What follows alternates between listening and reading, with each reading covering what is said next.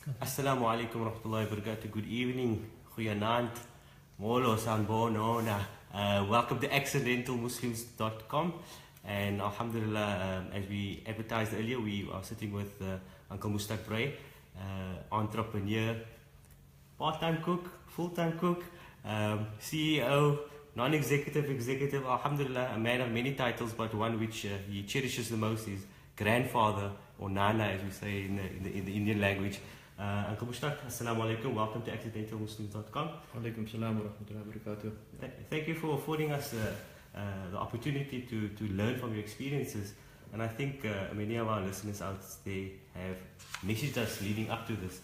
And I'm going to take out a little photograph now. And as you guys can see, these handsome men over here, the one on the right hand side, alhamdulillah, is Uncle Mustaq. I was left for you guys, of course. And it's talking about the three wise men, Uncle Mustaq.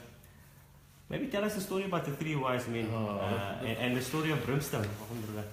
Yeah, the story of the three wise men goes back many years. In 1994, 1995, we were looking to set up an investment company in Cape Town. Nationally, there were big other companies. We had New Africa Investments, we had Real African Investments, all up in the north. The Western Cape, which is left out, Cape Town was Sleepy Cape Town, we were left out, and we saw a gap in 1994. So Cape Town needs an investment, black economic company, an investment company, and so we took the gap, and in 1994, 1995 we started that. A year later, our friend in Johannesburg, one of the wise men, Lottie Brosen, joined us. Lottie Brosen is the brother of Robbie Brosen, who founded Nando's internationally, so the entrepreneurial company, family as well. And then Fred Robertson, a former teacher, who was one of my clients at Embra & Associates during my time at in the accounting practice. So he joined us, and we battled along the way. We had some good times, we had a lot of fun times. But yeah, we built Brimstone from nothing. In 1995, we started off Brimstone with 3 million rand, which we raised on the Cape Flats. We're very proud of that fact. Today we're a company that's worth a few billion rand. We've unbundled shares to our shareholders to the value of a few billion rand already as well. And proudly we've paid dividends for the last 13 years. I mean, look, so we're quite happy in what we've achieved for our shareholders and for ourselves. It's been very, very, very good. If you can narrow, I know you guys have almost about 20 years now, or just over 20 years. 20 years, yeah. If you can narrow down one aspect, one value that you think has defined Brimstone, what value would that be? Integrity. Really integrity. I mean, look, the fact people know that they can come to Brimstone, they can talk to us, we can do a deal, we can do a handshake. We don't have to worry about agreements. Our word is our honor and our bond. And we live by that. Wow, that's profound indeed. Uncle Mustaq, there's lots of our contemporaries, alhamdulillah, out there that's also asked us to request you to answer what sort of advice would you give young corporates, Muslim and non-Muslim, but particularly Muslims who may find themselves in a situation which may not be comfortable in terms of our values? Look, I think we've got to remind ourselves always that we're Muslim first. I'm a CEO afterwards. Every day of my life I'm a Muslim. And we don't need to be shy to be Muslims. I mean, I've come through a corporate world where I've had a Jewish partner, a Christian partner, an atheist. And yet they would all go with me. We'd be traveling in Johannesburg to meetings, and they'd all go with me and sit outside the mosque, or maybe even sit inside the mosque while they say, look, you go and do your prayers. My late chairman, Professor Jacques Gerwel, you look at his watch at 5 to 1 and said, Mustaq, it's time that we adjourn, you need to go to mosque now, any time of the week, not just on a Friday. I mean, it's the way we live our life, and we don't need to be shy to be Muslims. We are taught that we need to attract non-Muslims by the way we act in life and by our actions. And we don't need to be shy at all. And we need to live the principles of Islam. I mean, I've traveled overseas and I've been told, don't you want to have a casual drink with us? I said, there's no such thing as having a casual drink. I'm not allowed to drink alcohol. Other people do that, Tom, but I said, we don't have to do that. There are enough other alternatives that we can do, so we don't have to. And Allah will test you as well. And you need to stand up to that test. And we need to be proud Muslims. We don't have to be shy at all. And we need to teach our non-Muslim colleagues at work and whatever how Islam is a way of life, and it's a good way of life. I think what we try to do here at AccidentalMuslims.com as well is to show people, or to rather highlight people's lives which imbues the qualities of excellence, or imbues the qualities of determination, struggle, and overcoming challenges. And I think that identity of Muslims try to identify with excellence, which is part of our sunnah, it's part of our heritage as a Muslim. So I think it feeds into what your 40 years of experience now in corporate, we've just listened to, subhanAllah.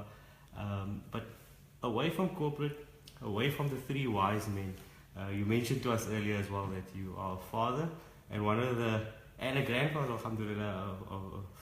One of the things that you love doing with your family is cooking. And now we know, because both our wives, Khalil and myself, have this book. And tell us the story behind this book and your cooking. I've always enjoyed cooking. I mean, look, it's been a passion of mine for many years. It started off by just helping my mom in the kitchen. My mom used to make samosas to help us pay fees to get through university and that type of thing. And the nice story was when my brother was at university same time as me. He was doing medicine, and he had an agreement with my mom that when he qualifies as a doctor, she will stop doing making samosas. And my late mom and my aunt used to make 5,000 a week, and my dad used to sell it shop to shop at 2.5 cents each, 30 cents a dozen. And the day my brother qualified, he sent my mom a telegram. You know, it's still the age of telegrams. I don't know whether you guys still know what a telegram is today. He sent the telegram, Mom, I've now qualified as a doctor, you need to stop making those samosas. Obviously she didn't stop. But yeah, that's where it started. And I found in a way over the years it was one of my hobbies. Cooking became an hobby. It became part of my relaxation time. I would cook every weekend at home. The rule is on a Saturday morning I'd make breakfast and I'd make supper at home as well. If we're at home, that's what I'll do. Ask the kids what they want. I'll ask my wife what she wants, what she feels like having, and it's just, you know, when I peel the onions, I mean, I cry my heart out. I'm okay for another week. I don't have any emotion left. so yeah, it's. So you don't go to the sauna. You just go cut onions. Cut onions, and you can lubricate your eyes very very nicely. Alhamdulillah. So I'm sure many people want to know this. What's your favorite recipe? Well, the one I'm probably known for is my soji halwa. I mean, look, you know, and again, it's not my recipe, it's my late mom's recipe. She used to, when she got old and she wasn't too well, she would watch me do the big pot, and she'd sit on a chair there and make sure that I do it as she had taught me to do it. So I still really love doing that, and I enjoy making soji. It's not very good for the waistline. It's you know, I use a kilo of sugar for a kilo of soji, and you know, tasty wheat and almost a kilo of butter as well. So it's packed with calories, but it's good. It's good for the system now and then. Alhamdulillah. So Mustaq, any parting advice to shareholders of Brimstone, family members, anybody out there that's watching this broadcast? You know, alhamdulillah, life has been very, very good to me. I mean, look, but I think it's what you make of life. How you attract yourself, how you attach yourself to life, and what you try and get out of life. But I found the harder you work at whatever you want to do, the sweeter the success is. I mean, you know, you've got to strive for whatever you want to do. In whatever area you're working, you know, you just need to apply your mind, work hard, work honestly. Integrity is important. My late dad, may Allah bless his soul, inshallah. I mean, he should tell us, you know, you can work and lift your, you know, to create a name for yourself during your life. You can destroy it in 10 seconds of indiscretion. And that's the challenge that we face today. That you must at all times be aware that you don't want to destroy your name.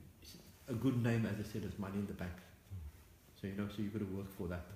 And you've got to maintain it. Definitely. One, I'm just thinking now, something which I think from the interview, many of you will appreciate is the butterfly next to Brimstone. Maybe tell us, the viewers, the reasoning behind the name and the butterfly. You know, when we started Brimstone in the 1990s, there were a lot of names being thrown at us, and a lot of those names were African names, which firstly we couldn't pronounce correctly, and secondly we just couldn't spell. You know, it was a problem, and we then asked an advertising agency to help us, and they'd come up with the name Brimstone, and the first thought was Brimstone and fire. That sounds quite dangerous. You know, and he said, no, Brimstone is a name of a butterfly, which is found at the foot of Table Mountain in summer. And it's quite a sturdy butterfly. It fights off its predators, and we thought, when I heard the bit part of the fighting off the predators, we thought we all have predators in our life in Brimstone, so maybe it's a good name to have. It's also known as the African monarch. So yeah, and it's a lovely, beautiful butterfly, orange in color with a bit of specks on it, and I'm sure you'll see it around when you take a walk in the gardens in summer. You'll see it around, flying around in Cape Town. I think definitely myself and all the listeners now that we know about this butterfly and the reason behind Brimstone and attaching the butterfly to it, we'll definitely look at it when we close to Table Mountain again, or at the foot of it. Uncle Mustaq, or on the golf course, they follow us sometimes on the golf course. Okay, I hope they don't distract you. No, my golf is not that good in either case. Uncle Mustaq, once again, on behalf of the team at AccidentalMuslims.com, we say shukran for affording us this opportunity to learn, this opportunity just to take in a lifetime of experiences. Like we advertised and mentioned to you, this will form part of our archive, and people will have access to it, and I have no doubt that your stories, your missions, your values will add purpose to people's lives. So assalamu alaikum, and shukran for being part of it. Wa alaikum salam wa rahmatullahi wa barakatuh, and shukran for having me on your show and letting me talk about my part of my life. I mean, look, it's been, and everything of the very best for you and your colleagues on this program. I mean, I think you're doing good work, and may Allah bless you and reward you, inshallah, and may you grow from strength to strength. Shukran for that. And to anybody out there, just don't forget, book your tickets for the Live With Purpose conference on the 30th of September, Baxter Theatre. Our lineup is coming out soon, inshallah. You may have had glimpses of it on Instagram and Facebook. So please, go buy the ticket and support us. Assalamu alaikum.